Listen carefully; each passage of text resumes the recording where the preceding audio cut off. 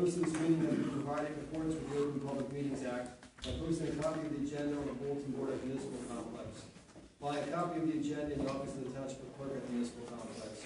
Forward a copy of the agenda to the Garden County Times and Carrier Post. Forwarding written notice to each person who has requested copies of the regular meeting schedule. All the above posting filings and notices have taken place on the 15th day of August 2014. We will now move into our workshop. I guess Mr. Michelle can take it away. Okay. It's referred to discussion. There's scheduling matters. Oh, we're going to do that. Okay, we're going to do that. Item 1 under discussion is scheduling matters. If anybody has a scheduling matter, please bring it up. I just would like to get some, I said that Jeff discuss at some point, but we can get that agenda. Okay. We need, you're not coming in if your mic is not on. I would like to get the Jeff report with what's standing and get on the agenda. Thank you. Sorry. Yeah, I make ordinance 2014 we received today. I talked with Mr. Omler just this evening, and he would like us to just hold off until September. The rec advisory would like to take this matter up themselves. So, since you're all right, problem. Yeah, in relation to that, of course, I had brought this forward, met with Patty, met with Teresa, and so forth, but this is new information. Yeah, it's just, you know, the rec as a whole hasn't. We want it to be a slam dunk. Yeah, no, absolutely. All right, there's nothing wrong with waiting. Yeah. It's not that time sensitive. Patty, is that okay? That's fine. Okay, thank you. And I have a scheduling matter. I ran into the chairman of EDAC a couple weeks back, and we want to get on the agenda, possibly the first meeting in September, which I guess is September 8th. EDAC wants to come in and give a report regarding 2 items. One is the parking meters on Main Street. The second one is some computer software to help streamline and make community development and zoning applications a little easier and user-friendly online. So if we could put that on the schedule for September 8th. Right. Okay, then there's no need for any amendments to the agenda then. No. The next item for discussion is the abandoned homes. Okay. I believe Mr. Mayor, it's the abandoned homes. I believe, Mr. Mayor, that this discussion is a result of an email sent by concerned residents from a particular street, which was a party, and apparently there's some abandoned homes in the area, and they council to discuss that. Yeah, we're having an issue, and this comes up from time to time in town. There's residents that contact me regarding vacant houses. I don't know if we can necessarily call them abandoned. They're owned by somebody, whether it's an individual who lives somewhere else and just doesn't live in the house, or whether it's owned by a bank. Sometimes we actually end up caring for these houses as far as cutting the grass and maintaining them. But I want to start working through. Maybe we can reach out to the league. Maybe any ideas that Greg, Phil, Tori, or Stacy, or anyone have regarding these vacant houses, because they drag down property values. On my street we have a vacant house. It's in terrible shape. The owner lives in Philadelphia. He's been cited numerous times in municipal court. There's actually a warrant out for his arrest for the violations. And it's a shame because one of our neighbors is trying to move, and they have to actually ask a substantial price less for their house because of this eyesore next to them. So maybe there's something we can do. I know Haddonfield's wrestling with this as well. Maybe there's something as a community we can come up with for discussion. Any ideas for the residents? Just something we can do, and certainly telling this, or we need a smart order. Something a township can do to stop the bleeding with these vacant houses. Well, yes, of course. We did discuss it among staff last week. We're going to continue to do that. We wanted to give council an update on that and also get input from council with respect to more ideas. This is an issue that's become widespread, product of the economy for the past several years. There are more towns in the area who are taking action on their own at the municipal level to try to deal with this. At this point, from what we can gather, our options are limited. But whatever our options are, if there's new options coming along, we're going to pursue them and give you our recommendation. From remembering my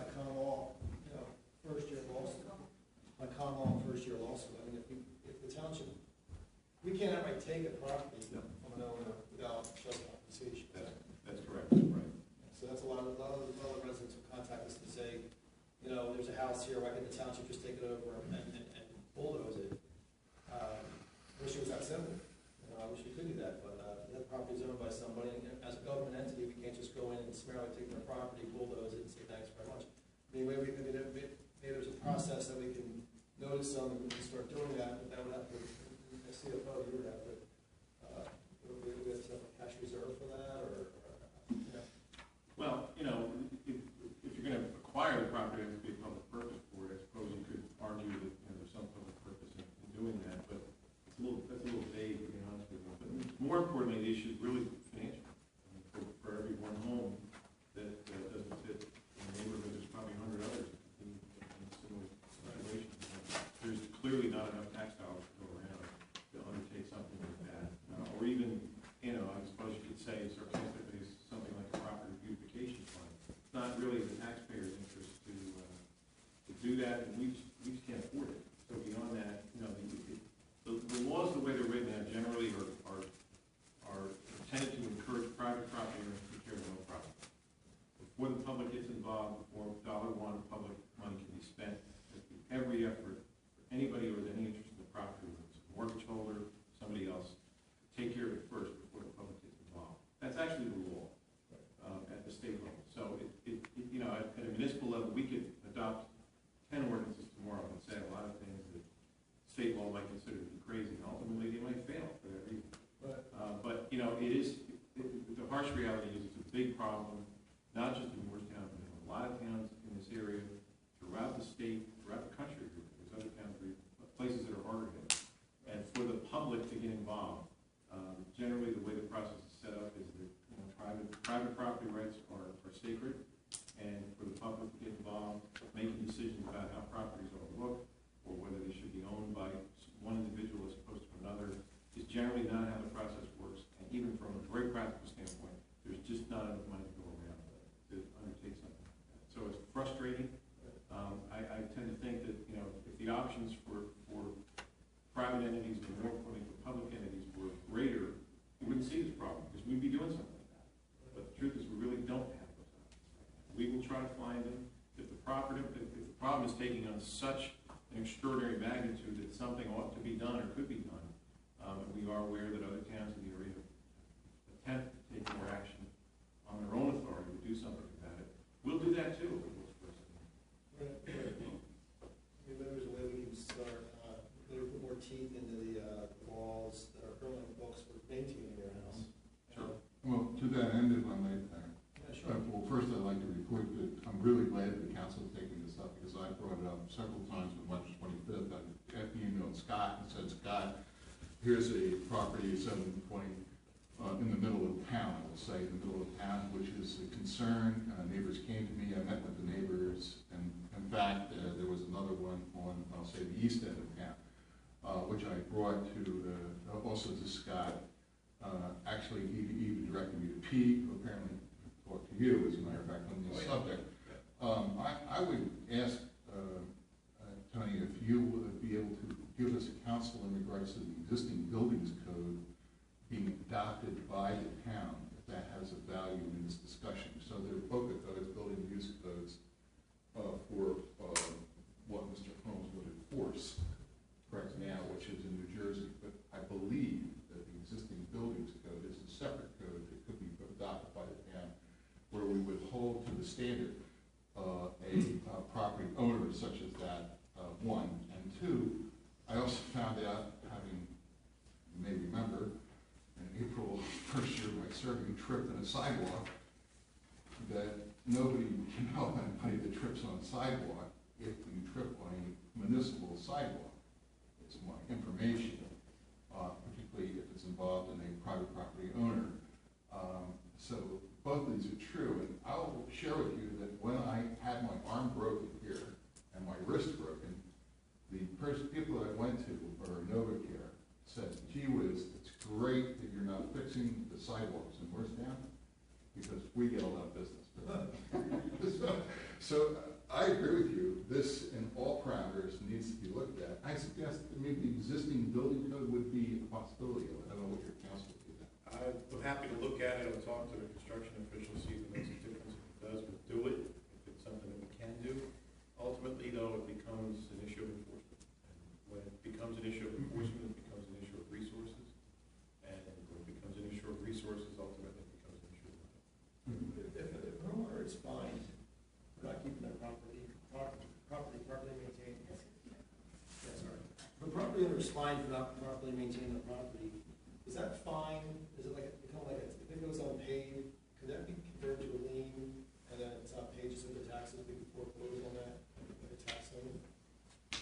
Don't know. I mean, ultimately, those fines are enforced by the municipal. Right. So if they, if they're entered as a lien by the court against the title to the property, then yeah, they would be. I'm not aware of that being the case. Well, they are municipal liens, and they can be enforceable, just like the tax, water, and sewer. For instance, we've had instances where we've gone A out. fine, a code violation like that becomes. Not a code, but for instance, like not knowing your lawn. Oh, right, those. Or fixing certain things that we've actually had to go out and do that work for them. We have placed liens on them. Sure. And in those instances, where it's a municipal lien, it can fall. You Well, what you have to do is, and that was issue a tax credits or. correct, and that was one of the things I was gonna recommend that we may want to look at. That there's two types of, when people don't pay their taxes, we want to look at that first. That goes to tax sale, and you have the ones that go to the municipality, which is very rare in this town because our properties are desirable, so they get bought by a third-party lien holder. When we hold it, we can technically start foreclosure procedures every 6 months. Third party have to wait at least 2 years, and it is an onerous part to do, but maybe, is it possible to look at somebody's properties, find out which ones have third-party liens, and maybe work with those third-party lien holders to see where they stand with them, and are they? Well, that's fine. I mean, that's fine. Ultimately, when you get in foreclosure mode, you're making a decision about whether to own this property. Right? Once you own it, you're just like a bank who's in a foreclosure situation. A bank doesn't want to own a property. Right. And we don't really want to own it either, because then the maintenance headache becomes ours, the cost of obligation. We're not going to own it to own it. We're going to own it to. Ideally, sell it to somebody else. We would hope the market would absorb it. Right, put it back on the tax. We'll fix it up and. Sure. Make money. But the difference between us and the bank is the bank is taking hold of it because they have a financial position in it. We would be taking hold of the title and then turning around and selling it, putting it back on the radar. With respect, another option Or the might second be third-party to lien. see if there's some value for introducing the idea to men that, so if we picked up a property, maybe men could have a value for the use of it. That's another thing. People won't say anything in the town. I mean, going down the road in multiple directions would be valuable. I would want to limit purchasers. If we got to that point, it went forward for the exercise, but, so I think what you're saying is that maybe where to go. Well, and again, we would be holding these liens because most of them look like third parties. Reach out to third-party lien holders and see where they are That's in their fine. foreclosure That's process. fine. I'm not saying that isn't. That's fine. And they have to wait 2 years on that, right? They have to wait 2 At years. least 2 years. Unless the property is abandoned. Okay, we're gonna move it south, about quarter after 7, Monica Mayor. And I guess we'll move to the resident request and presentation portion of the workshop. You are a resident and you have a request or a presentation, come forth, state your name for the record. State your name even if you know you. I'm John Gibson at 3060 Central Avenue. I'm chairman of the tree committee. After your last council meeting, I read in the local, I guess in PATH or something, a couple items that came up. One was that STEM of the tree committee had gotten 10 trees to be planted, and I just wanted to confirm that through the New Jersey Tree Foundation that we're going to be, we were awarded I don't know if it's a grant or not. I don't think it's a grant, but IKEA wanted, who is an office in West Hampton, wanted to plant 10 trees in Burlington County. So they sent out to Burlington County, anybody want these, submit your application. we did for planning at Westfield and Bridgeville Road. And I just had, and we had confirmation that we had won that, and I just had confirmation today that that's going to happen on Friday, September 19th, from 9 to 12 a.m., 9 to 12 p.m., excuse me. We'll be planting 10 trees. IKEA is co-sponsoring this, and they're going to be, it's going to all be done by volunteers. IKEA will provide some, the town will provide 10 to 20 to 30 volunteers. We're looking to get the school environmental committee involved. I've talked with the the principal at the high school and building some grounds people. So really happy we're able to do that. The other thing I read in the patch was the concern that planting trees on county roads. And council, it said, what it said in the paper, council must decide whether they want to shoulder the responsibility. Well, we've been trying for 10 years to plant trees on county roads. There's been an agreement in place for 10 years, since 2004. Since then, back when Jack Terry was township manager, he ordered that, I think about a half dozen trees be planted on Camden Avenue across from the cemetery.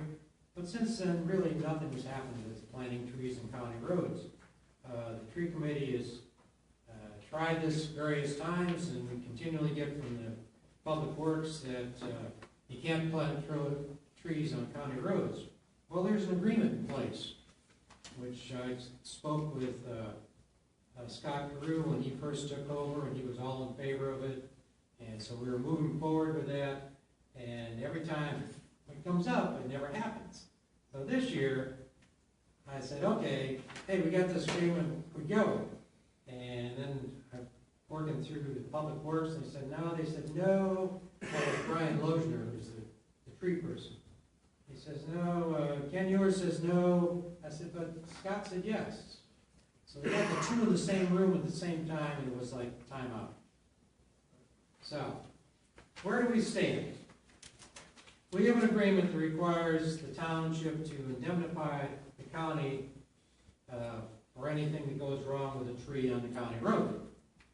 Well, we have a management plan in place that limits our liability for tree damage. So, what difference is it between a county road and a regular road? You know, we haven't, I don't think we've had any great lawsuits brought to us for tree damage that the management plan didn't limit the liability. So where are these county roads? Well, Chester Avenue and Riverton Road. You know, that's a county road. And as you see the large trees taken down and not replaced, one of these days it's going to look like Camden Avenue out at 73. We also have Church Street, look across from here, I guess. You know, at the corner where they took out those trees. You know, I think that'd be a great place to plant some trees. I think we should probably hold off and decide what's going to happen next door. But once that happens, once we figure that out, we ought to plant some trees over. You got Camden Avenue, you got Kings Highway, you got Lanola Road, amongst several others. So I'm here basically today to urge council to agree to use the agreement that we have with the county to plant trees on public roads, on county roads. I thought we had solved this a long time ago, but what I read last week, after the last council meeting, led me to believe that possibly this isn't the case. So I would urge you to, hey, give the professionals, give the Public Works the okay to go ahead and do it, so maybe this next spring we can plant trees. Thanks very much.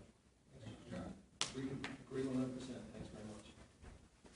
Yeah, I just want to add to that. I know people in Winona really want to see trees, especially along Camden Avenue there. It's just really almost no trees there at all. And it really makes just such a difference, especially, you know, over the years in how that, you know, sort of the vista there. And that is one of the major gateways to our town. And I really think that we should make it a priority next year.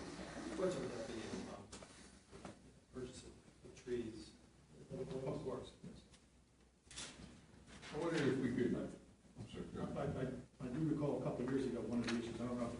change his position, but they basically wanted a site plan for each tree, and it was costly, it may have been up for $1,500 per spot. I don't know if they changed the position on that.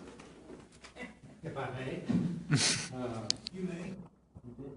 Part of the agreement does call for a site plan, and I know about several years ago, we produced a site plan for them and submitted it, and they didn't disapprove it, but it kind of got, didn't approve, didn't disapprove, and then the timing all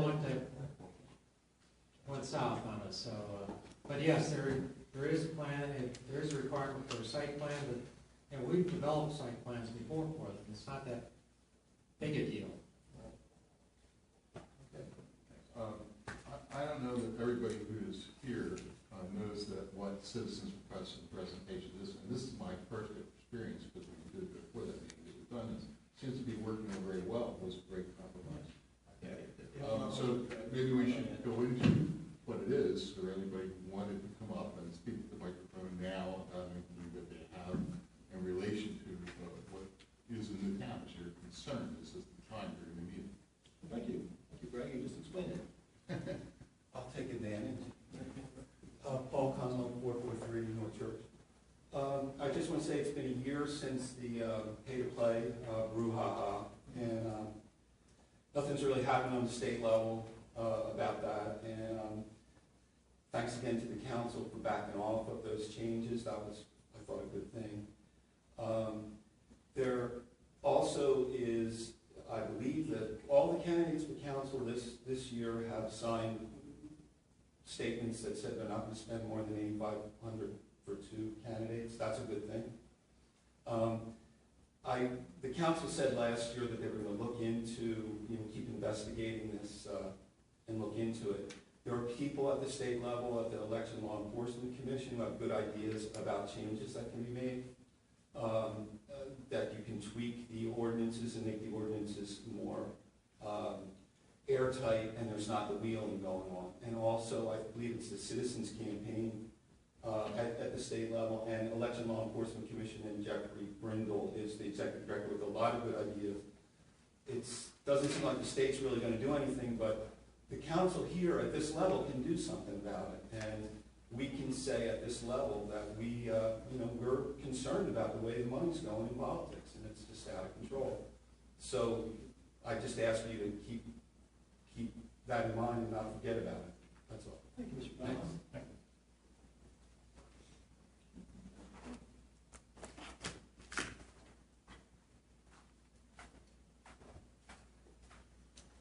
Good evening, my name is William Hughes.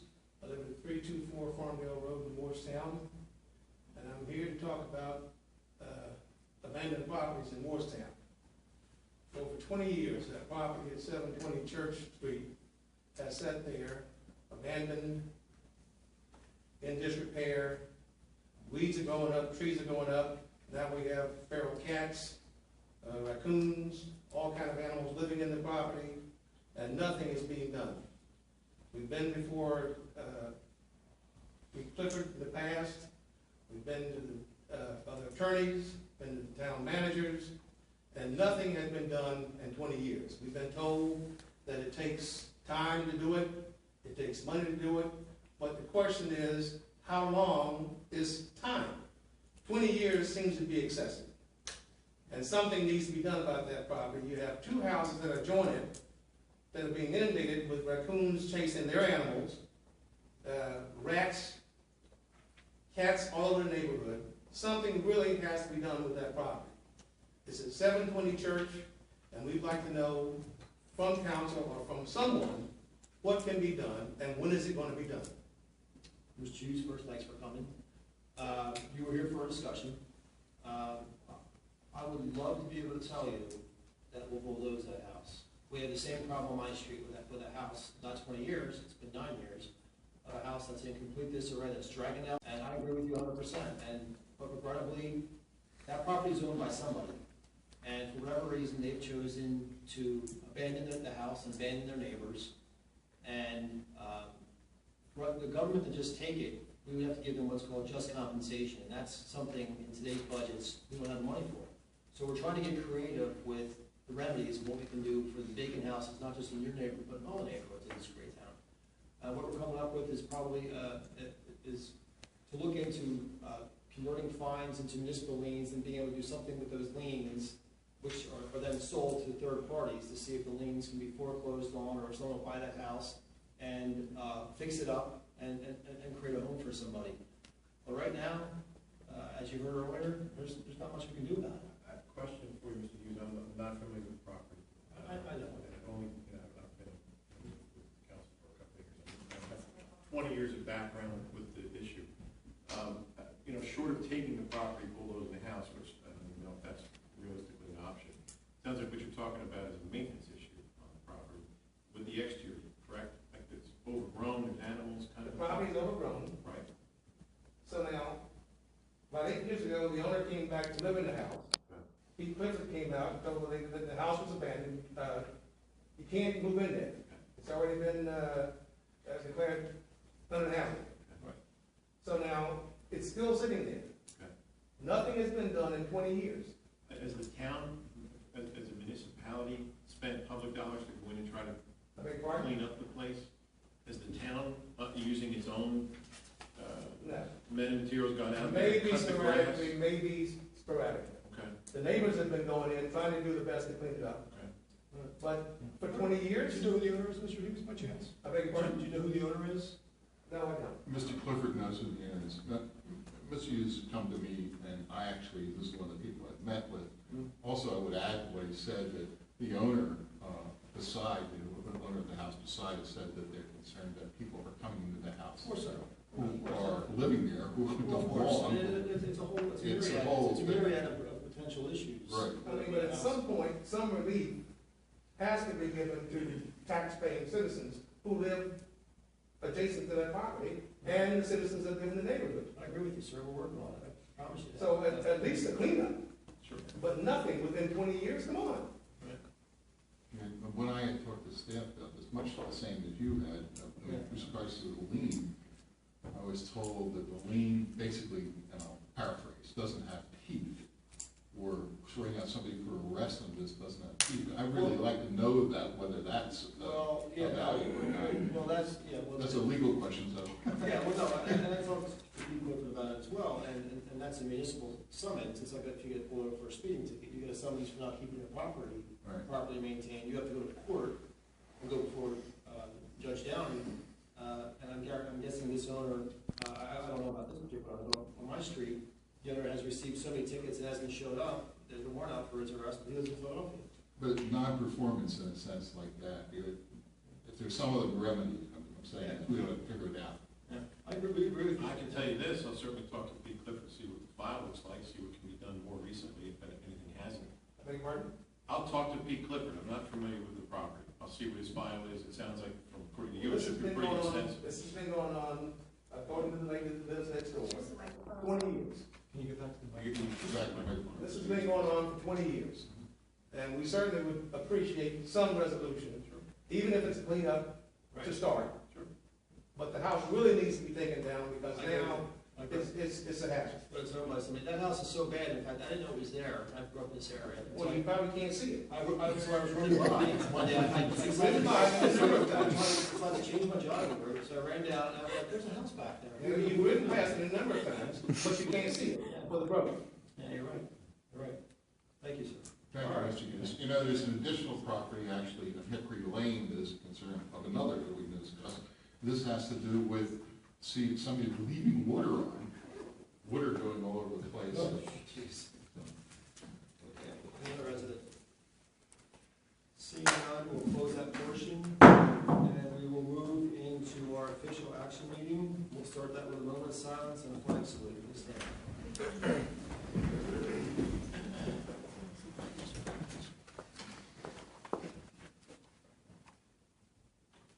I pledge allegiance to the flag of the United States of America, and to the republic for which it stands, one nation, under God, indivisible, with liberty and justice for all.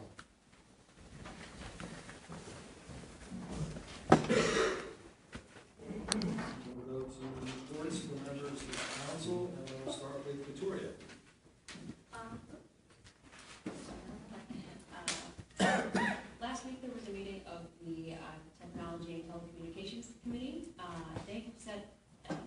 aggressive timeline to try and find a new, or to investigate vendors for a website. This has been an ongoing issue we've talked about, so they really want to see that resolved as soon as possible.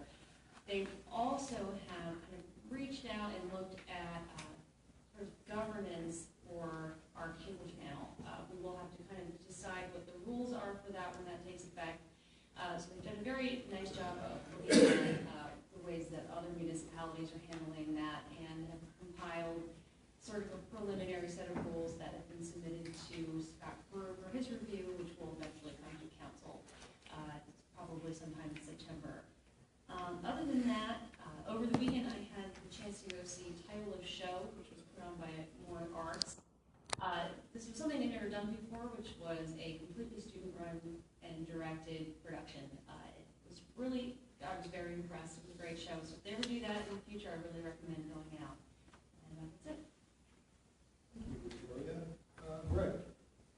A couple of different things. I have to make up for lost time because of vacations. First of all, Wednesday, the appearance committee will be meeting, and among other things, we'll be reviewing an H.H. Craig application for the second time. Pittsburgh committee is really working very hard for the town. Also, the recreation committee and Sarah Dugan, who is the director of the recreation play this year, received a wonderful letter. And in fact, the play actually improved its ticket sales by 10% this year. Nice. And the letter was praising Teresa Miller, who is the director, and also Sarah Dugan, the director. I thought it was a great letter. I had some things about the town hall, but I don't know when we were going to discuss that tonight, if I wanted to bring them up now. Why don't you go for it now? Okay. First of all, I wanted to thank Reagan Design, because I had been looking at the parking lot lights for some time, and I had a concern, and I actually talked to Dan Nichols, because I've been kind of following this along, about the parking lot lights, and found out that the light bulb that was installed was the wrong light bulb in the parking lot lights. And in fact, thanks to the Reagan organization writing the letter, they've now installed the correct lamp.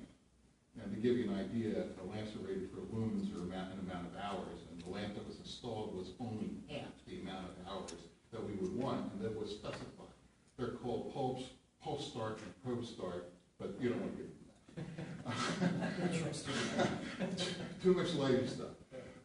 But in fact, since they were installed at that time, I think it's very important that we note that, since standard practice is that they look into light lumen factor issues 30 days afterwards, that we make sure that that's put on the ticket of the engineer who will look at that 30 days. They check those lights, that they meet the plan's needs.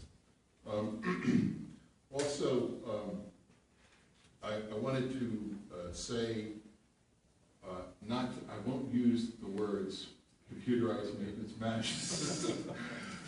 I, however, did at the last meeting that I was attending give another document, which was a forerunner of that, which was about care of assets. Within those care of assets, I think that there's 3 levels of things that I would like at some point to discuss. We have the things, for instance, in the town hall as an example, that are done. We can say, boy, here's this room, it's wonderful, it's got the finishing, it's wonderful. And then we have the things that are not done for this project and for other things in the town. And then, thirdly, we have the things that, for instance, for this contract or other things that did this work, are not done and should be done. So there are 3 levels of things. I think it would be good to get an overall tracking of them and a system to do them. Now, I didn't use the words computerized maintenance management system, but You did. I wanted to bring that up again. Appreciate it. So I think that would be good to get on the schedule I'm of. just not sure. I think you're hedging. I'm not sure you're for that or not. Greg. So we're gonna, And thirdly, I don't know, are we going to discuss the basement tonight? This is going to be talked about. Or actually the architect's intent for the project, anything like that? Are we going to discussing that at all. We're prepared to talk about it. There will be a meeting tomorrow with the contractor and Mr. Notley, myself, and trying to resolve responsibility for the basin. We're still waiting for Mr. Rudderman to get back to us with his review of the drainage system and the as-built drawings that have been prepared by the contractor. And I said the as-bills are in from the report. I have a great concern, and I actually have some history in one of the ball fields when I was in recreation. We got into a pointing fingers thing that was related to this content of the soil. So I have a great concern that we identify that, for instance, the content of the soil, the height of the basin. That's my concern. And you're saying you're talking about it again tomorrow? Again, tomorrow, trying to resolve the open issues. Not along with the beds and the grass, which apparently is. Yes, we had a meeting today with Mr. Michelle, Mr. Ewers, myself, and Mr. Notley, in preparation for the meeting tomorrow. Okay. So maybe you can report back on September 8th. Oh, absolutely. Hopefully there'll be action before then. Okay. And Mike, Mr. Wisnowski of your firm is reviewing plantings to be done again, I think is what I read. Yes, we have the material that was used on the side of the basin holds water. So we have to get water-loving plants to go in there. So we're going to substitute those plants and the plants that have subsequently died for plants that will live with wet feet, as you call it. And as a result, that can be a no-cost exchange because they have to replant them anyway, and we'll hopefully resolve that with that approach. And one more thing about that then, the stairwell that we have outside is a delivery in October roughly because of the various cycle of things, is that correct? Yes, we are working on that. The difficulty we have with the timing is that the steel person has to complete the work first before the terrazzo person can come in and measure precisely what has to be pre-made to bring in the 3 risers. So that is a timing problem, and may go beyond October 11th. I'm just don't have that confirmed yet. Thank you. That was all I have in the town hall and all I have to say at this point. Thank you. Okay, great. Thank you. Joe? Hello. Sorry for missing the meeting last time. You weren't here? I was not here. I was saving lives, I guess you could say. But anyhow, over the weekend, I had the privilege of going to the Wheelchair Olympics that was held over at the high school. Councilwoman Victoria Faltano and I both attended, and it was a wonderful event. It really was, just to see the tenacity of these guys, how they just try so hard to accomplish their feats. Heard nothing but positive comments from the planners for the township, for the school board, for the whole community. It was something really to be proud of, and it was quite impressive to see. So that's all I got. All right, Bill, thank you. Likewise, my son CJ and I attended the wheelchair games on Saturday, and all I can say is that they were truly inspiring. Upcoming meetings will be held here at the Municipal Complex, 111 West 2nd Street, Council Chambers, on September 8th, 2014, at 7 p.m. for the workshop, 7:30 p.m. for the official action part of the meeting, September 22nd, 2014, 7 p.m. the workshop, 7:30 p.m. official action. Are there any agenda updates? We had moved that we would not move forward with the change in regards to Gotcha. the rec junior kids and sophomore kids being appointed. However, we did get in our packet a Mike Altschiller, a very good recommendation for him to be appointed, and I would like to see if we can go forward with that appointment, as that would fall into his upcoming junior, what the standard application will get. There's an opening, remind me, there was an opening for one. Correct. Okay. Patty has the information. I'm sorry, I can't hear you. The question was that there was an opening for this person who was recommended as Mike Altschiller.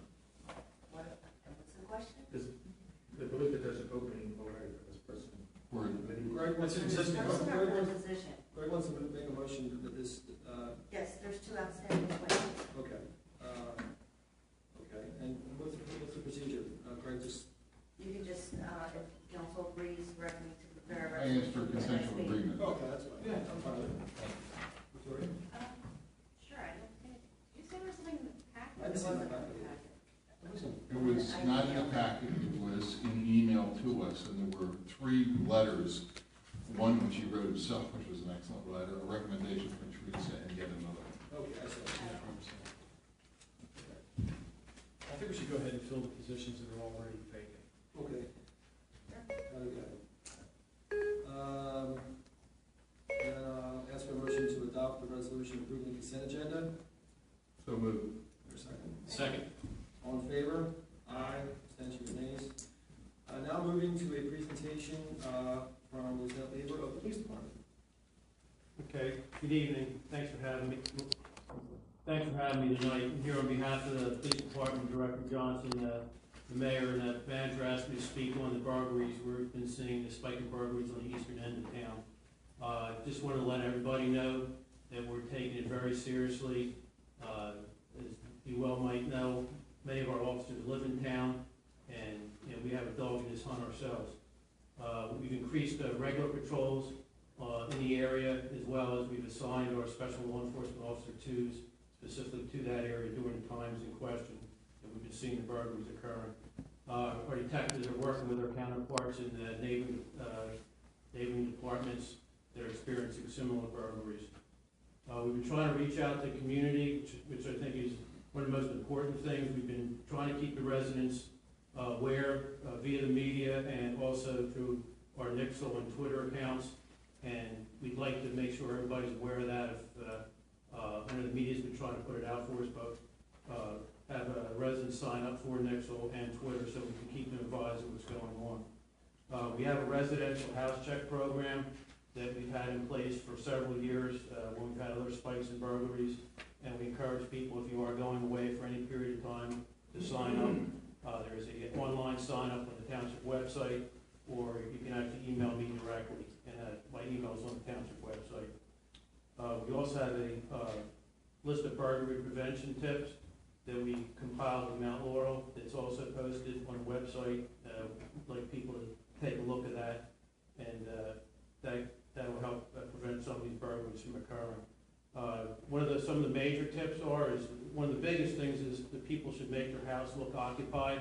If it looks like somebody's home, these guys are going to go elsewhere. Most of these burglaries we've been seeing lately have been occurring between dusk and midnight, so it's a time when people are usually still up. If you're going out, you leave lights on timer, possibly a TV on timer, and stop your mail and your newspaper. Some of these burglaries, there's been newspapers, mail, the houses have been dark. It's like an open invitation. Obviously, we're not blaming the residents because they might not be aware, but we're trying to make them, educate them so they know what to do to help protect themselves.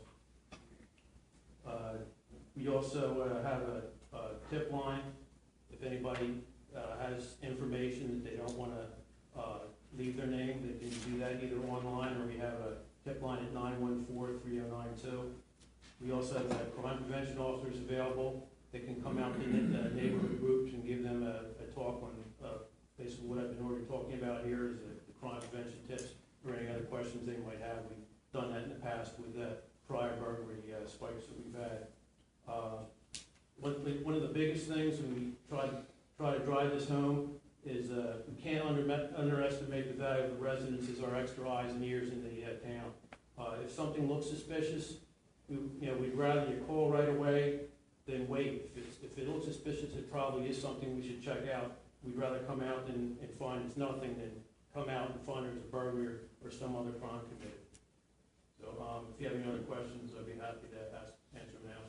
You covered it, I know you guys are on it with trust and faith in you, I think, Lee, we've talked at some point, and the advent of social media is something that we want to be watchful for, and giving out the plans. What each of us is doing is a concern as well, I believe. Yes, that is something we should be cognizant of. Nothing else, appreciate you having me. Certainly, set any time, just give us a call, help you out. Will do, thanks. Thank you.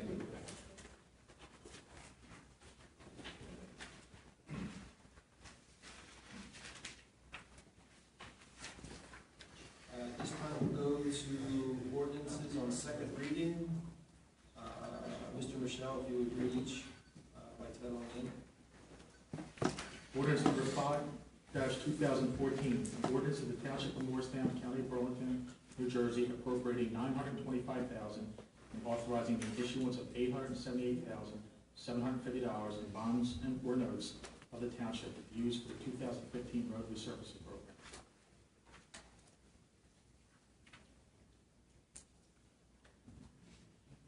I think each one has its own hearing. You can say, Tom. Yeah, sorry, don't take charge. Okay, and open the floor for public hearing on ordinance 5-2014. If you have a question or a comment or concern, please come to the microphone, state your name. Seeing none, I'll entertain a motion to close the public portion. So moved. Second. On favor? Aye. Abstentions, none. Discussion by council members or a motion to adopt? I would just like to say again, as I said this before, we had the Elena's report, the engineer's report, I should say. I think it really would be good to have an Excel sheet on all of these projects, like this is $925,000, which is, okay, the ordinance was passed. Then after the ordinance was passed, the work was let, that is, the work was given out. Then the progress report in steps of percentage, and then it was completed. It would be good to have an overall Excel sheet showing us the project report, and not to fault Elena or Remington who have given us reports, but there's a more narrative. I think it would be better to have that kind of typical. It's not a bad idea. Yeah. The checklist of how it's going. Thank you. I'll take that back. Thank you. Okay. I guess I'll entertain a motion to adopt. So moved. Okay. Second. I need a roll call. Mr. Newcomer? Yes. Mr. Garwood? Yes. Mr. Napolitano? Yes. Mayor Fiacco? Yes. All right, that one passes. Tom, Ordinance number 6-2014, a bond ordinance of the Township of Morristown, County of Burlington, New Jersey, appropriating $330,000 and authorizing the issuance of $313,500 in bonds and notes of the township to be used for the purchase of police vehicles and equipment, together with all related expenses. This is the purchase of 6 police SUVs. kind of SUVs. Two of them, not exactly sure, because it depends on the Tahoes, the Chevy Tahoes. Ideally, they would like to get 4 Chevy Tahoes, I'm sorry, 6 Chevy, 4 Chevy Tahoes and 2 Ford Interceptor SUV class vehicles. The issue is the Tahoes were redone this year. And a lot of times, by the time you get to the state contract version of it, it depends on the timing of production. These are as energy efficient models Let's as. get to discussion. Thank you. Sorry, I don't mean to cut you off. Hold on to energy efficient, that's always important. I'd like to open the floor for public comment on ordinance 6-2014. Any question? Seeing none, I'll entertain a motion to close the public portion. Correct. Ready? Oh, I'm sorry. All in favor? Aye. Abstention, nays, none. Now, Greg. Okay, as I was saying. Sorry to interrupt. So we had discussed before that Mr. Johnson, the police director, had said that electric cars, for instance, were not something that we could use because of the various needs of the cars. I do remember that. But is there a directive, I speak from Sustainable Morristown. Most vehicles that are energy efficient. I'm not sure what the state contract will hold on these. Again, it's going to be a new redone Chevy Tahoe, possibly. I'm not sure what the state contract has on that. The question is, could we look into it? Can we see? But I do know it's not hybrid vehicles, as you said. We're not looking at hybrid vehicles. So we'll definitely. Yeah. I didn't say hybrid, I'm not letting. I know, I'm just saying, I know we're not. But if it may be hybrid, that'd be a battery, so, okay.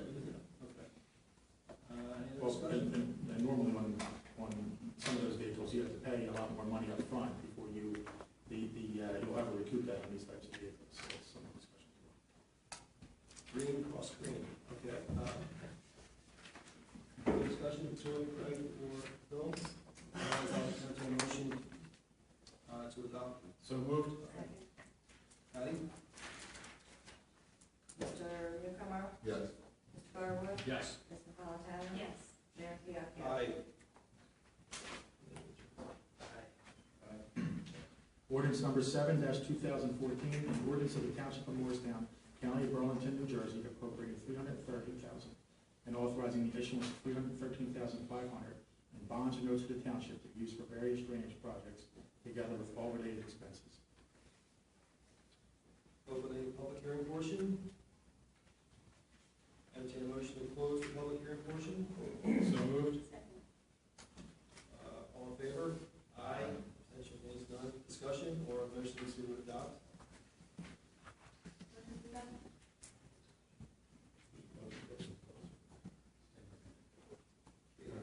Just, it'd be good to outline, I think, the drainage projects, so this is. The ones that I'm aware of are drainage issues at Forest Road and Homestead Court. I'm sorry, I didn't hear you. Forest Road and Homestead Court, as well as some at Memorial Park. There's others I don't know that list. What's our motion? Yes. Is there a second? To adopt 7-2014? Second. Fine, roll call. Mr. Newcomer? Yes. Mr. Garwood? Yes. Ms. Napolitano? Yes. Mayor Fiacco? Yes. Ordinance number 8-2014, an ordinance of the Township of Morristown, County of Burlington, New Jersey, appropriating $150,000 and authorizing the issuance of $142,500 in bonds and notes of the township to be used for preliminary engineering design expenses for improvements to Wesley Bishop Park and Jeff Young Park. And these have to do with the engineering design of the new hockey rink at Jeff Young Park, as well as a new lacrosse and softball field at Wesley Bishop Park. The work at Wesley Bishop Park is anticipated to be financed by the township, but paid for by the clubs. Open the public hearing portion on 8-2014. If you have a question or comment, please come, state your name and address. Sir? Paul Conlon, 443 North Church. The Wesley Bishop lacrosse field, is that the extension of the field? Wasn't there something in the plan earlier where they were gonna have a practice field next to it? Is that what this is? Yes.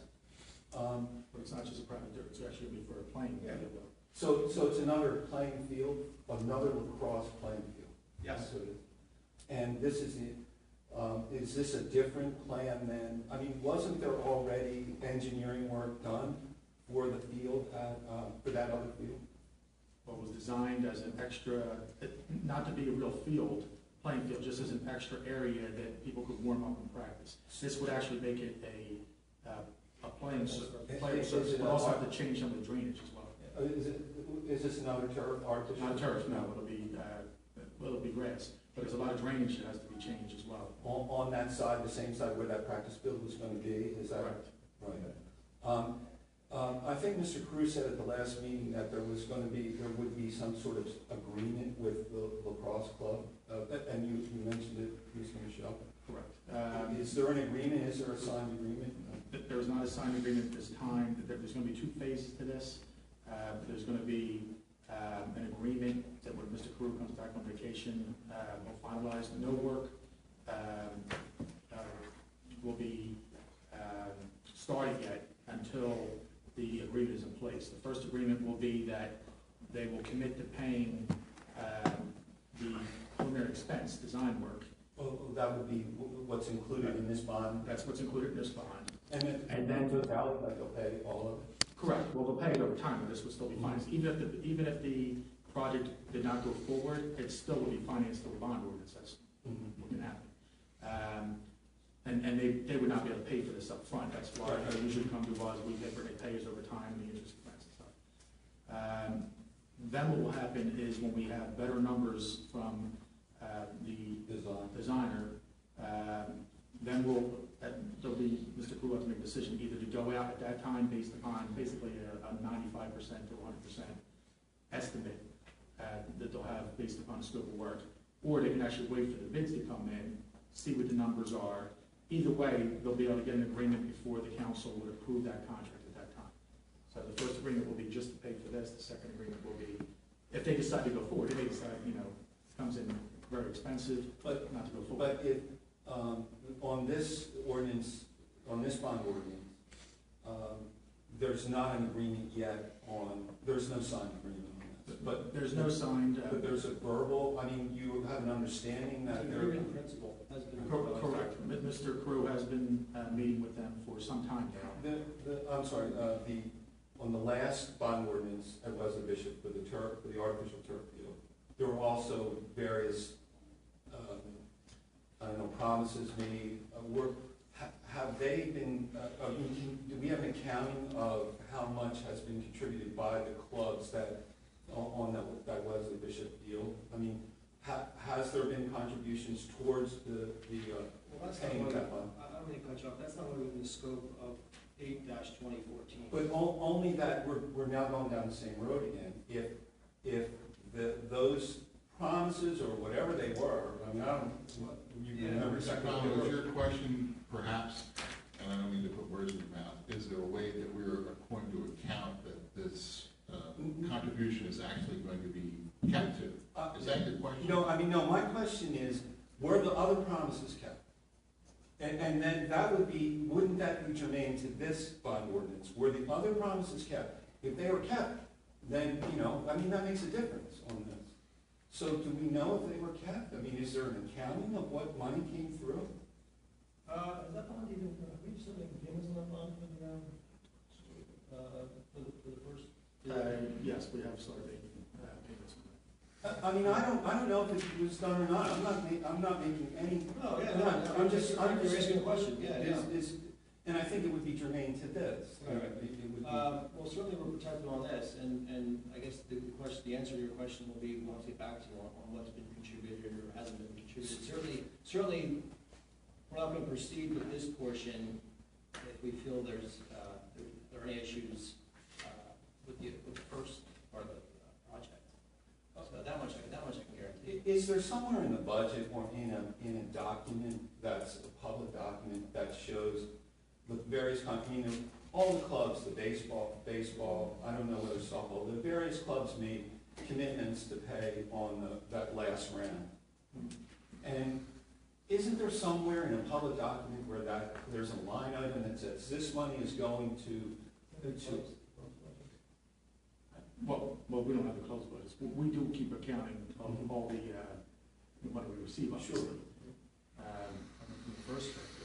On the original turf field, we're still receiving. On the more recent one, we're not receiving anything yet. You've not received any contributions towards that bond? Correct. On the first turf field? Correct. I think that makes a difference, and I think it makes a difference when I understand there's verbal agreements, but if there were verbal agreements made then, and if they weren't kept for whatever reason, I don't know why, I have no idea, but if they weren't kept, I think that's germane to this, and I think that makes a difference. And I think that it has to be taken into account. I don't know whether this is time to ask, but the banner program. Do you have a reason to believe they weren't kept? I have no reason, I have no reason. Because I don't think we have a reason. No, Mr. Michelle just said that they haven't received any contributions towards that. I have a question for Tom. Do we have a reason to believe that if money actually hasn't been received, that it's not going to be forthcoming, even though it's promised in that scenario? And do we feel That's really what you're asking. Did we ask them for payment yet? It seems we would need some research to answer these questions. I'm not putting you on the spot. Sure. The issue is there's no signed agreements in place at this time. Okay. But I think his question is is their intent to complete the agreement? And Well, I think we're getting off track on, Yeah. you know, the past. I mean, we're talking about this Yeah, ordinance that's here. right. not, you know. No, this counts. I agree with you. Yeah, it counts, but what I'm hearing is, maybe a suspicion or something on your part. I don't think, as the mayor said, I don't think we're gonna be moving ahead on this. We're aware that there's an agreement, written or otherwise, that's been reneged by groups who said they were gonna reimburse us in the past for money in a similar scenario. I just don't see it. Where am I going wrong then? Wasn't there a promise that there would be payments made towards the artificial turf field? I mean, weren't there promises made? I mean, Yes. that's what I heard. Yes, I mean, there were promises. Mr. Gillis, you weren't here There were, then. no, I was there, I was through it from day one, and I can say there are promises made, and I have no reason to believe those promises aren't going to be kept. But we're a couple of years down the road now, and there hasn't been Well, any. I don't know if we build them, or, if they've been billed yet or not, or what the mechanics are of the actual payments, but we haven't received a notice from any of the clubs saying we're not paying. Yeah, okay, so they haven't said, but if we're not asking them, I mean, why would they pay if we're not following through on it? Yeah, I don't think it's But Mr. Conlon, I appreciate it, your concerns are noted. I appreciate your time. I do believe it's germane, and I think that, and I'm not making any judgments towards this project. I'm just saying that these were, things were said, promises or whatever they were made at the last time, and now we're going ahead with no signed agreement on promises. I'm not saying they were made, I have no idea. I know nothing. Well, again, I say, wouldn't it be wise to research this question and then find out what the answer is? On this particular ordinance, the work will not be authorized to start until the agreement's in place. Right. Okay, all right, is that in writing somewhere? I mean, is that in? Well, I'm not going to let the engineer and design person that's Taylor Design, they are not to start the work until we tell them to, and they will not start the work until the agreements are in place. Okay, thank you. Thank you, Mr. Conlon.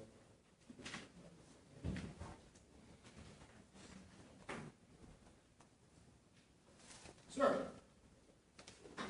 Good evening. Can you hear me okay? I can.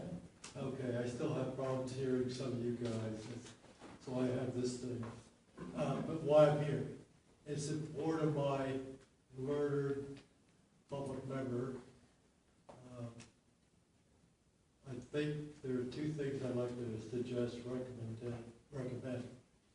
One is have Mr. Murchell at some future meeting present verbally, and maybe it's a handout or something, or at least available as a file on the township website, the record of what has or has not been happening in regards to the athletic field, including what I think by recollection, you correct, and it's an unfair question right at the moment, but my recollection is that currently the annual bond payment, amortization, whatever you want to call it, is in the neighborhood of $125,000 to $150,000 a year.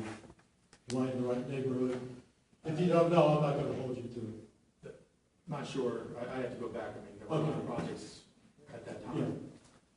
But the Sounds about right. bond value is $1 million, $1.25 million, $1.5 million.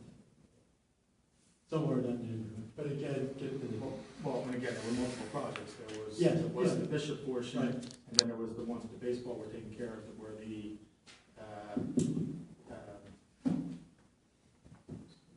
sale, it's, prior plan. yeah. The second suggestion is hardly new news, is I feel that most, not all, but most of the private sports clubs are, in a word, deadbeats. Particularly since, one, we have, in my mind, correct me if I'm wrong, but 3 different athletic programs going. The township, they charge a fee, maybe not 100% of the cost, but, you know, it's a fee. Two, as you well know, recently, the school is now charging an activity fee starting at $100 per year per high school student. In here, with the township, the third, not necessarily equal, but the third athletic endeavor, the private sports clubs. In their words, not mine, these are the guys who drive expensive cars, get away scot-free. So again, my suggestion, not new, is to be a simple thing and a fair thing to all taxpayers. I can't imagine there'd be anybody against it. Is, again, their number, not mine. There are 6,000 kids, and I assume it's counting kids who participate in more than one program, multiplied by a fee of $50 per year. Kid sport goes through the numbers, an additional $300,000 per year. It's a simple thing to do, and why, for the life of me, I can't understand, comprehend why council doesn't do it. Thank you. I just have to respond to that. The rec community and the clubs, represents thousands of families in this town. And, they pay taxes just like everyone else. And they not just that, but they dedicate their time to coaching, to maintaining and cleaning up the fields. There's always, if you have a kid in any of the programs, there's always a cleanup, if it's girls softball in the spring, if it's for younger girls or soccer, they're always getting out the effort, cleaning up the fields and maintaining them. And, we have no reason to believe that they're not going to honor their obligation. And I'm not going to operate under the assumption that they're not going to honor their obligation. So, that's really all I wanted to say to I would just want to clarify what we're speaking about is a new lacrosse field and softball field at Leslie Bishop Park and new hockey rink at Jefferson Park. The softball field and the hockey rink at Jefferson Park are utilized in recreation programs. And the other lacrosse field certainly is utilized. I don't believe there's a recreation program that I remember, but those two other ones are utilized in recreation programs, which have been long-standing in the town, which a lot of people volunteer, and certainly my kids played softball. I think it's a valuable endeavor.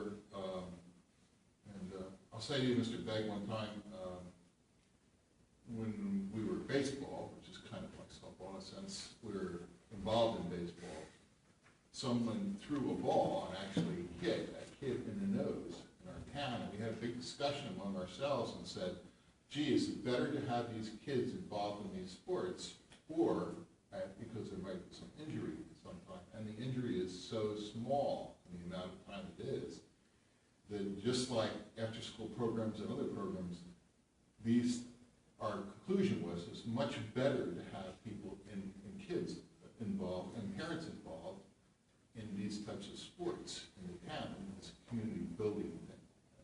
We'll say that to you, Mr. Beck. Thank you. Seeing no other members of the public, we will, I can get a motion to close the public hearing portion on 8-2014. So moved. Second. All in favor? Aye. Abstention, nays, none. Discussion by council or motion to adopt ordinance 8-2014. Is there a breakout of the, just for my own curiosity? It's in the packet. I didn't see a breakout of it. Oh, is it on there? Maybe I'm wrong. I'm not sure it's a breakdown. Okay, thank you. I would just like to comment that I think there needs to be a very deep understanding that this is just allocated money, not obligated money. Right. And we are just making this money available to the clubs if they decide to proceed. There will not be any spending or obligation of these funds in until we have the written agreements from the clubs in place. And I think that this is a good process that we've gotten ourselves into, and moving forward with it, this will be the standard by which we will go and complete all these projects. And I think, you know, once you get the agreement in hand, then we'll give them the money, but not before. So I just want to make that crystal clear going down. That's an excellent point that you made. I would also like to add that I agree with the mayor that I don't see any reason to believe that the promises that were made would not be followed through on. That being said, I think it would be a worthwhile exercise to kind of go back, make sure we know exactly what was promised, and be able to follow up and kind of make a plan. Yeah, agreed, research, yes, yes. Okay. Thank you. I want to take a motion to adopt 8-2014. So moved. Second. Patty? Mr. Newcomer? Yes. Mr. Garwood? Yes. Ms. Napolitano? Yes. Mayor Fiacco? Yes, thank you. Ordinance number 9-2014, an ordinance of the Township of Morristown, County of Burlington, New Jersey, appropriating $65,000 and authorizing the issuance of $61,750 in bonds or notes of the township to be used for the replacement of the roof of the Public Works Building, including all related expenses. Thank you, Tom, and I will open the public portion.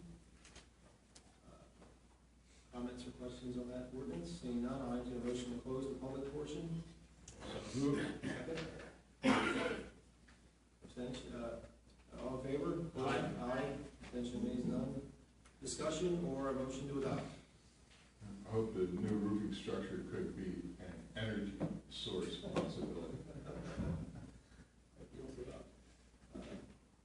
Is there a motion?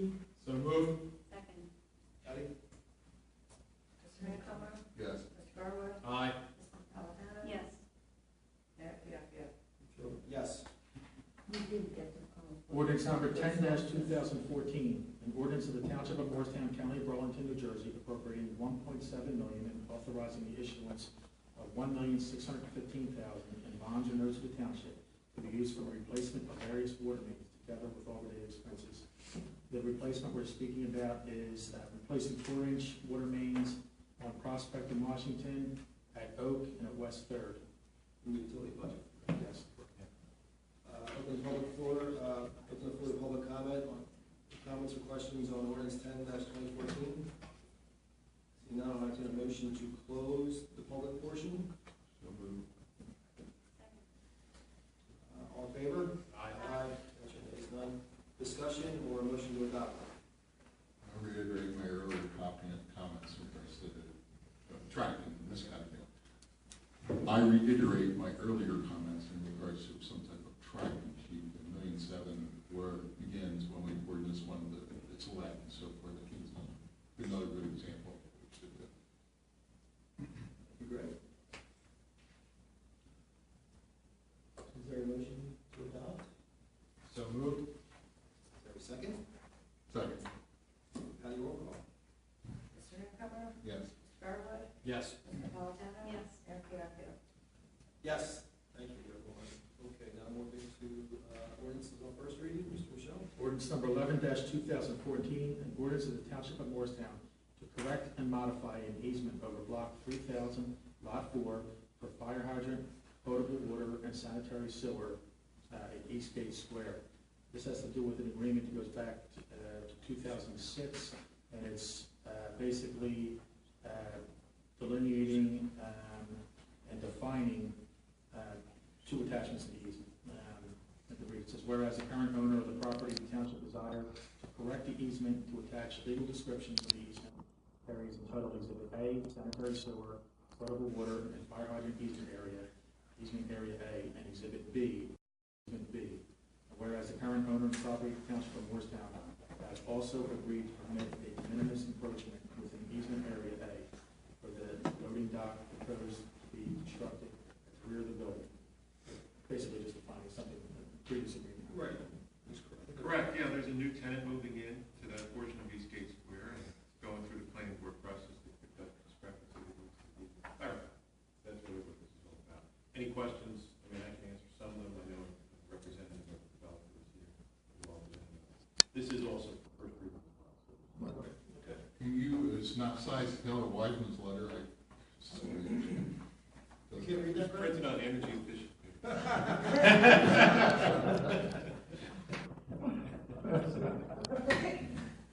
It's not my eye. Copy's not not printing that copies very well. The copy's not. We had 15 minutes to read it, 15 minutes. All right.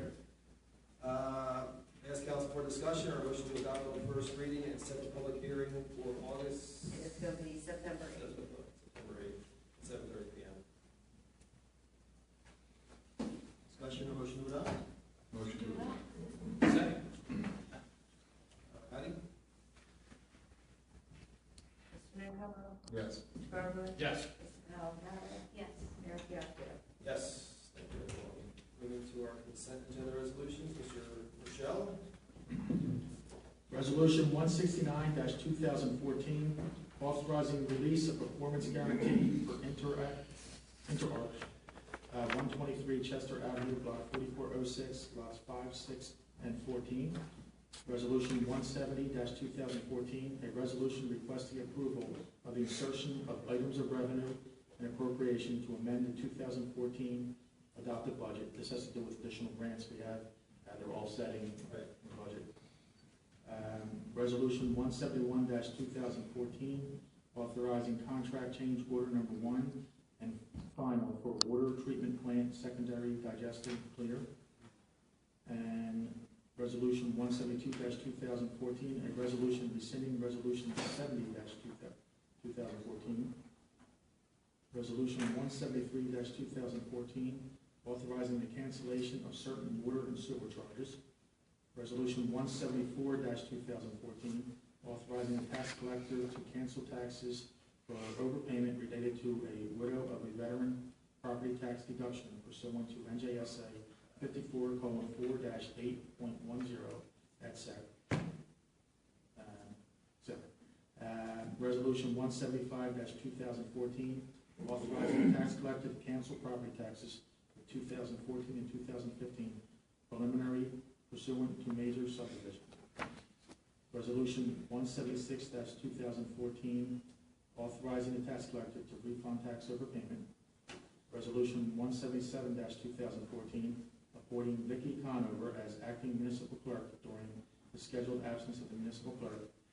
And Resolution 178-2014, authorizing contract change order number 11 for the Town Hall Library project in the amount of $21,529.03. Okay, open the floor to public comment on the consent agenda resolutions that Mr. Rochelle just read. Seeing none, I will close that portion and we'll ask comment, council for comment or motion to adopt. Sorry, sorry. We'll reopen the floor. Sorry, Mrs. Begg. I'm sorry. That's all right. I guess I took my time. No, I was looking down, I'm sorry. Monique Begg, 209 Parry Drive. I just have a question about number 4, 172, resolution rescinding resolution 70-2014, because I don't know what that was. Sure, I had no idea. That's it. It's a long time. It says, whereas Block 6505, Lot 14.01 was subject to major subdivision approval finalized in 2013, whereas said property has been removed from the 2014 tax list, and whereas the absence of the account requires cancellation of taxes billed, and whereas the 2014 preliminary tax for Block 6505, Lot 14.01 remain on tax collector system as billed and due, whereas subsequent taxes will be billed to the residential lots created by the subdivision of Block 6505, Lot 14.01. Whereas the tax collector seeks to balance this account in recognition of the approved subdivision and account deletion, whereas Resolution 70-2014 authorized said cancellation for the tax collector billing system has created an overbill due to deletion of this account. Whereas cancellation of 2014 preliminary by resolution was not required to remove the billing amounts, now therefore removed. So basically rescinding a previous act by the tax collector. It's a really technical Yes. thing.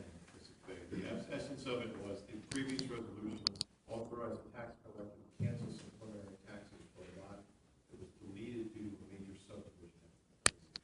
Collector's computer system at the admin software creates an overbilling in that situation. So it wiped out the taxes, so this straightened it all. I just wanted to to know because I didn't have any idea reading it what it was about. Thank you. Thanks. Other members of the public? Okay, I'll close the floor and open the council discussion or motion to adopt.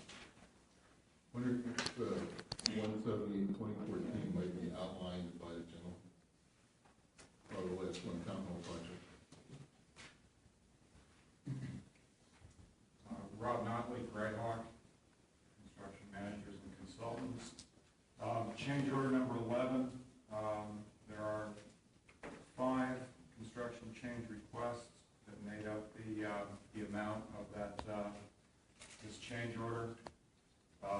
Number 39 is $3,725.06. This was to raise a relocated fire hydrant. It's an unforeseen condition change. When the bid documents were prepared, the site engineer could not determine the elevation of an underground water utility pipe on which an existing hydrant was located. That information was not available to Alina. When the hydrant was relocated in accordance with the plans, the contractor was required to modify the piping in order to compensate for the difference in elevation between the utility pipes at the two locations, meaning the previous location where it was taken on and the new location where it was installed.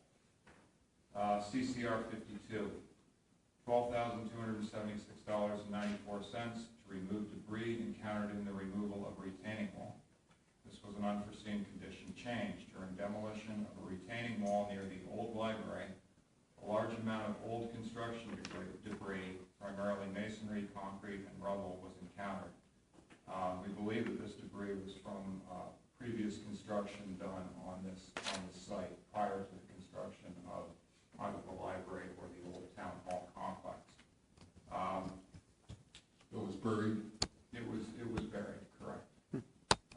It was primarily old masonry, concrete, and rubble, and that is required to be separated, and it's basically a labor-intensive process of hand removal of that material. That work was done on a time and materials basis. It was the time spent on it was authorized and witnessed by Greg Hawk as Sandy's subcontractor performing the work.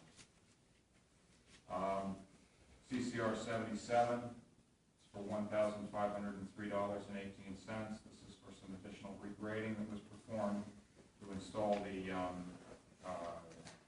walkway between Second Street and the new town hall building. The existing condition grades that were shown on the plans were not accurate. The contractor was required to remove additional material in order to construct the walkway between the library and Second Street without disturbing existing trees. Again, this extra work was performed on a time and materials basis, authorized and witnessed by Greg. CCR 079 was $19,866.05. This was to revise driveway apron contours at the 3rd Street driveway entrance to the library. When the driveway was installed, meaning the new complex library end.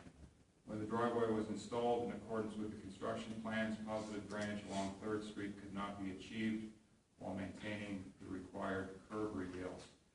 The contractor was directed to reconstruct the concrete apron to create a drainage swale across the driveway entrance. This also required that additional roadway paving be removed and replaced in order to properly slope the driveway entrance to meet existing roadway conditions along 3rd Street. CCR 98 for $1,224.50 to cut out and replace a 55 square yard area of asphalt along 3rd Street. This was old damage to paving. It was decided that while the paver was on site doing other work here, it was cost effective for him to do this small additional amount of paving, and we already had a unit cost for additional paving that this work was performed under with the contractor. This change order also includes a credit of $17,066.70. This is basically a bookkeeping exercise to zero out remaining contract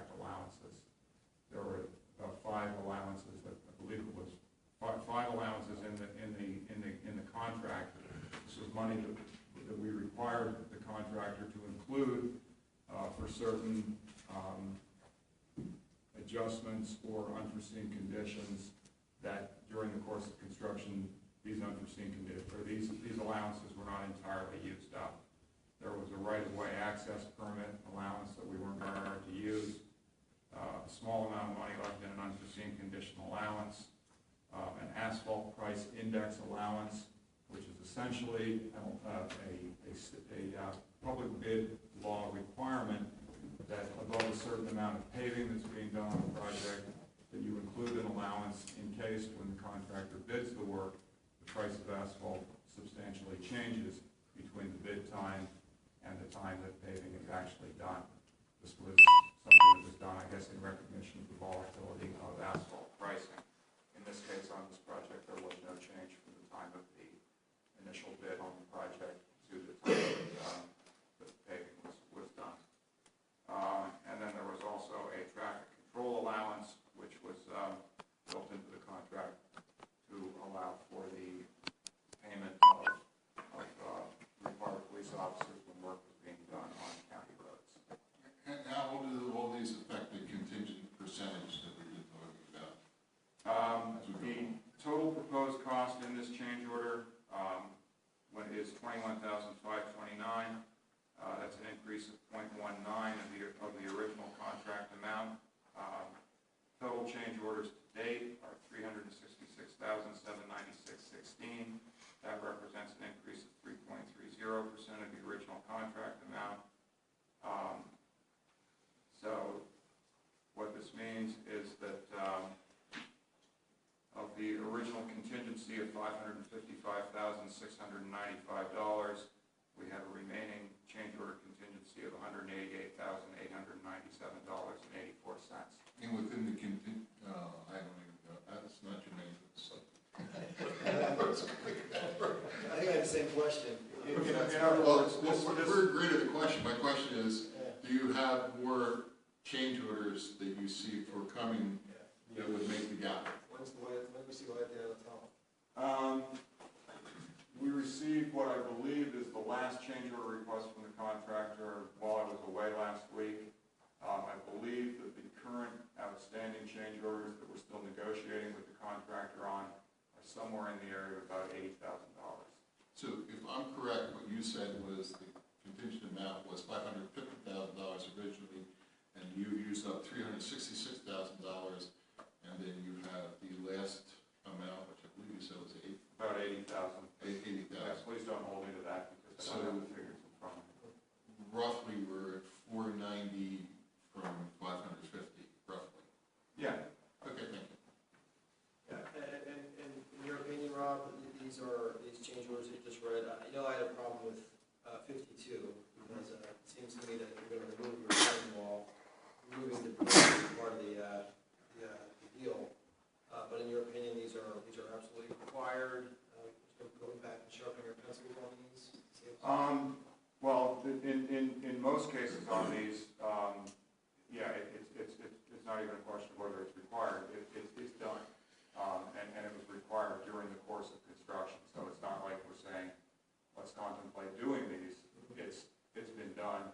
The cost has been presented to us. In many of these cases, these were time and material changes, meaning that rather than the contractor say, here's an estimate for what I think it's going to cost, if you like the estimate, it was, here's the actual cost, because we got, on a time and material change, it's actual labor tickets and invoices that make up the total amount of those changes.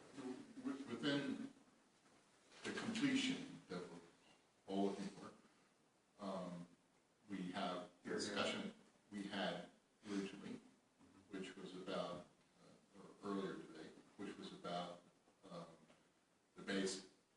From what I'm hearing you say, and please correct me if I'm wrong, we originally had $550,000 contingent, and we have now a buffer of, and we'll say rough numbers, $60,000.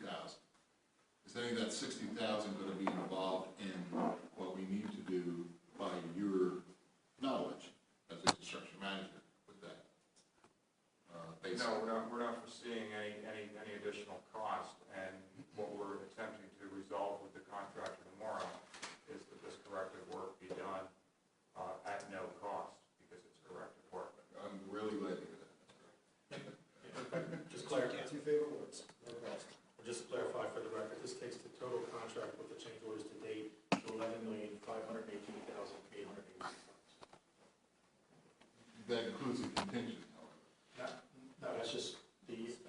case plus the 11 change orders.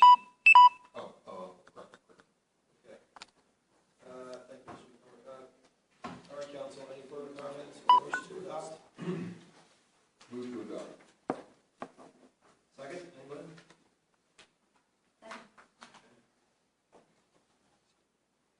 Okay, roll call. Mr. Newcomer? Yes. Mr. Garwood? Yes. Mr. Napolitano? Yes. Mayor Fiasco? Yes. Thank you, everyone. We're into minutes. We have minutes for May 6th, 2013, and May 4th. August 4th, 2014. Question, comment, or motion to approve? I will abstain from August 4th. I'm sorry, I cannot hear you, Greg. I will abstain from August 4th, as I was on vacation. I'll have to abstain from August 4th as I was not here as well. Madam, you're still approval? Sure. All right. Motion? Motion to approve? Second. Roll call. Mr. Newcomer? May 6th only, abstain from August 4th. Mr. Garwood? Approve May 6th. Approve May 6th, abstain from August 4th. Mr. Napolitano? Yes on both. And Mayor Fiasco? Yes. Thank you, everyone. Approval of expenditures, comments by council members, or questions, or motion to approve?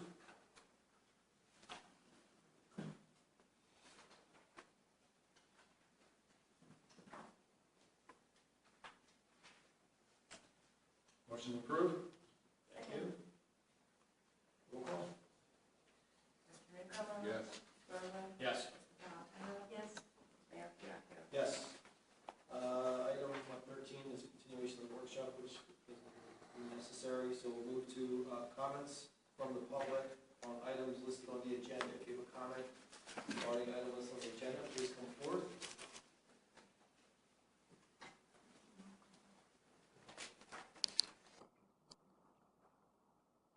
Good evening again. Comments, thoughts for what they're worth. On the meeting that I attended, that Mrs. Napolitano discussed tonight, the technology, whatever committee. And this is in regards to the development of will be the new township website. And I'm thinking of the, God forbid, the healthcare.gov website. So anyway, that's why I'm here. Probably got a little less traffic than that, Mr. Beck.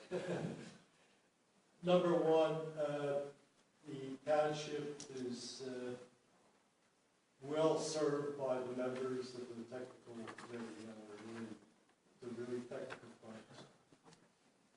Number two, in regards to moving from today to when we'll have a new site during the selection process and afterward. Mrs. Hunt made, I thought, a very significant plea which should be strongly considered, in that part of the total operation is, really three groups of people participating in this one website. One, the technical developers, they say, hey, we've got A+ people on that committee. Number two, basically the system feeders. Mrs. Hunt and her associates primarily, all this stuff is her work or the office staff work. So it's critically important that we make sure that those people are involved. Third, and here I'm really speaking from some professional battle scars of my own in an earlier life. The third person group that wasn't even discussed, and in my view is the reason why we're having a site, is the public. So there has to be, and I appreciate, I went to one meeting, I'm not going to second or third or fourth or fifth guess anybody. And part of the group wanted know, I say, hey, quit talking, let's get something done, dates, and I'm well aware of that kind of stuff. But there should be some consideration somehow of the public. Now, maybe, say, each of your spouses, assuming maybe they're not necessarily technically literate, or members of some of the committees, or get volunteers from the public or something, but it is not only worth considering, my personal experience and view is, it is absolutely essential that somehow or other, and I don't mean to, flow the schedule, to get the public involved, because they, from what I understand websites are, the public is the main customer. And I'll just point out, Mr. Begg, that we always do take the public interest in consideration, and people like Patty and her office and all the departments continually receive feedback, and that's what we take into consideration when we're formatting how we're going to present the information. It's what they constantly call us a request, and that's what we're presenting them on the website. Yeah, and I'm not arguing, but you don't just react.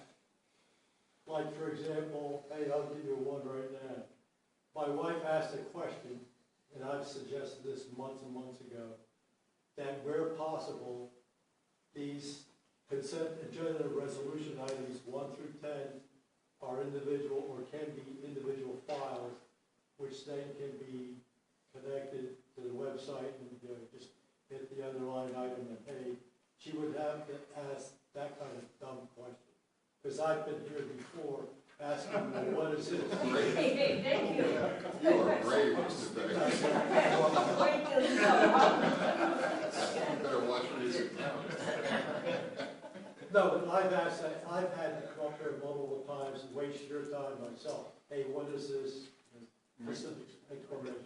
Mr. Begg, Sustainable Moore staff and the Appearance Committee also agree with you and put forth those ideas and want to be working with this committee as far as going forward. I'm sure they're not the only one. And Mr. Begg, based on your comments previously, the resolutions are posted online individually, and the whole agenda packet, which shows all the resolutions, are posted online. So they're posted online twice. If I go Sunday night or Monday morning or Monday afternoon or 3 minutes before I come here, I want to be able to go on the website and Click a link. a hyperlink. You want the design of the website. Item 4, 172-2014. If this is not a good example, because I wouldn't want to, I don't see how you can connect this. But normally on a website, it's either a different color or underline, you hit it with your mouse, and bang, you get connected. Yeah, hyperlink, right. Okay, they are on there, they're just not hyperlinked to it. But again, Yeah. make sure you pick up and get Mr. Rochelle, and he's got to listen to you guys. Thank you.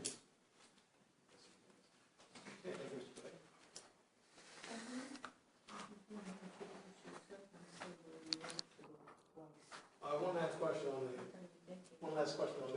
management houses. Just name that, so that we can know what's being done, what's not being done, moving forward. This is a concern that all of us have.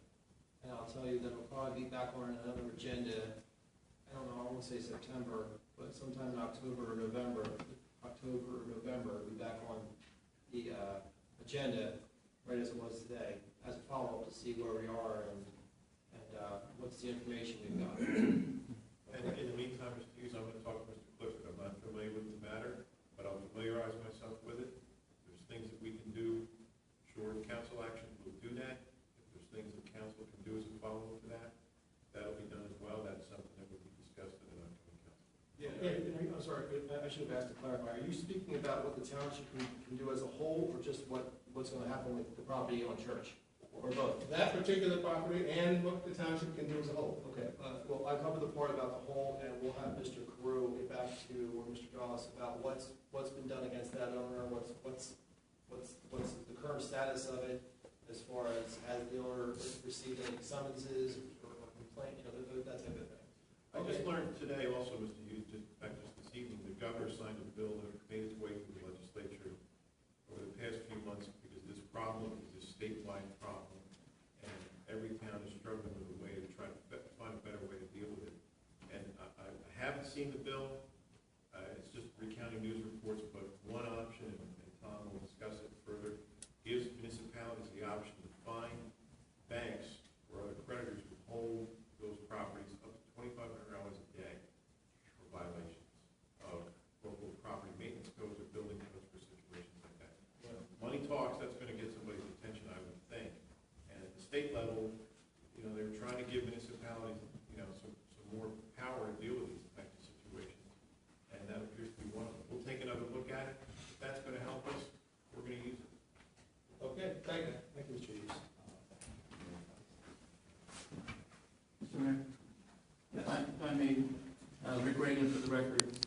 The next meeting, we have a presentation from the energy auditor that we collectively hired to review the building. He wants to bring you a check, a 5-figure check, not high numbers, but 5 figures. And thought if we could make some room for that in the presentation portion of the agenda. Sure. Yeah. You say you. We always like money. Do you mean me personally or? No, I'm sorry. It goes to the township. Wonderful. Okay. Township can use the money. Okay. And members of the public? Seeing none, we'll close it. I'll go to closing members, closing comments by council members, starting with Greg. Well, again, I was absent last time, so I have to make up for it. First of all, since we appointed Vicki Conover by our consent agenda as acting municipal clerk, and since she's here, we might ask her to stand up and so people can see she is.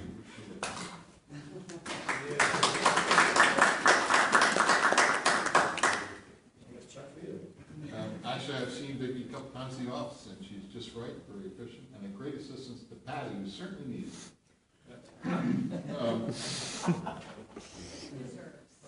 Certainly deserves it.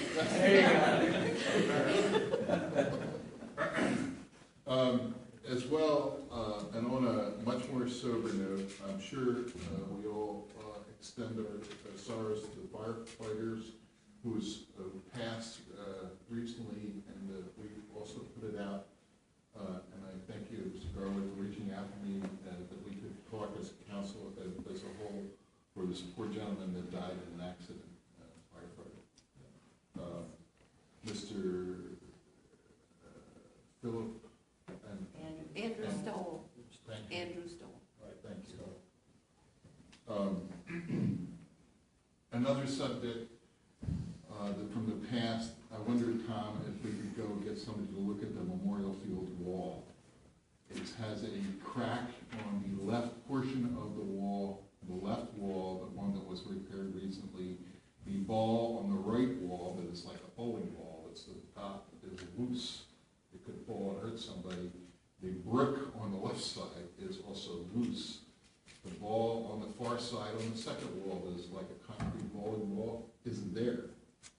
If we could get somebody to assess what that is and how we can repair it, being Memorial Field wall, we want to make sure it's looked at. I talked to Mr. Crew about this. There's 10% of the lights out on Main Street. I've watched this over the years since I was involved in the project in 2007 with that, and I'll be giving Mr. Crew a list as I have since 2007. It'd be nice if we could have a tracking from it and continue this. But we're going to discuss that. So finally, I was really absolutely thrilled that we have now sold the St. Clifford license. And Tom, you communicated with us that we now have $400,000 more and expect $600,000 more in the town's coffer. This surplus, to me, is owned by the citizens and taxpayers of the town. I think it would be good for us to think about having a town meeting of how we address the surplus and its use and ways we could creatively do that, not just from us, but invite the town itself to have a public information session and a hearing for that. I just throw this out, maybe we want to cogitate on it. I think it would be a good idea. It's the town's I'm money. not cogitating on that. Okay. Yeah, I would recommend that the finance officer continue to invest the funds. I don't think we should be looking to spend it. I think we should be looking to Well, save it. and those things would be part of an informational session. Since we are, to my mind, one of the very few good luck towns that have this kind of money, maybe we should get some maybe creative ideas, and maybe not all the ideas are very good, but we should get creative ideas for the use. We should get them for the taxpayers and the residents. Just a thought. Thank you, Greg. Phil? I'm just gonna pick up, I think one creative idea that we had this year was a zero tax increase by using that budget wisely and that surplus wisely.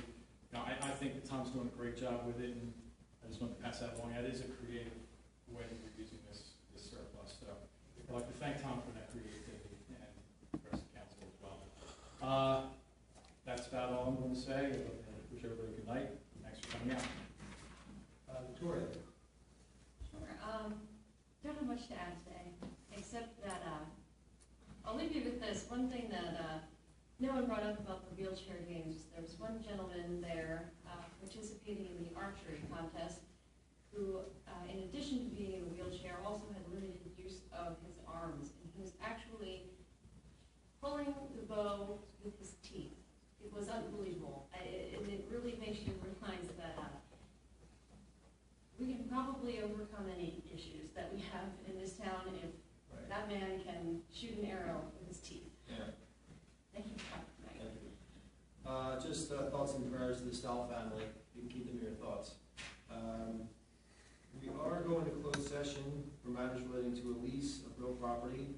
I will entertain a motion to adopt a standard resolution to enter into closed session. So moved. Second. All in favor? Aye. Against or nays? And then we will take a motion to adjourn. Motion to adjourn? No.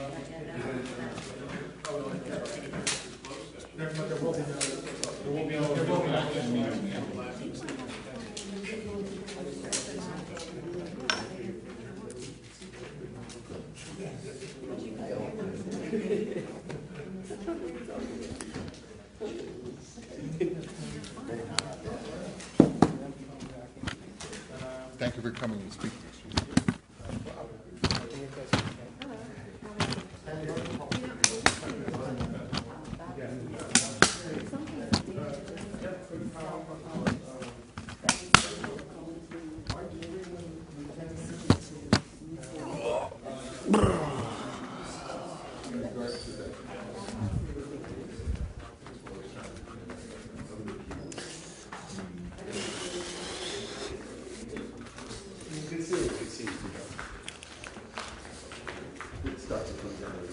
You know everybody, don't you?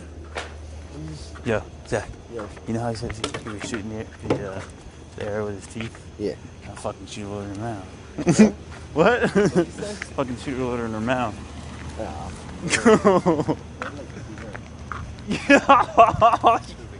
Dude, it's the nerdy ones, man.